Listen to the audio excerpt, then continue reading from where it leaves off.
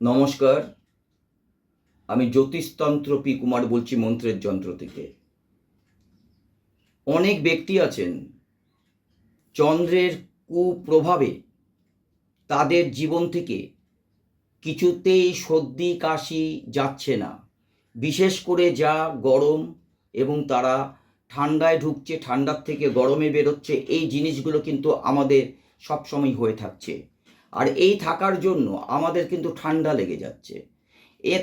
তার জন্য আমরা ডাক্তার দেখাই, নিশ্চয়ই ডাক্তার দেখাবেন, কিন্তু আমার এই টোটকাটাও কিন্তু আপনি ব্যবহার করতে পারেন।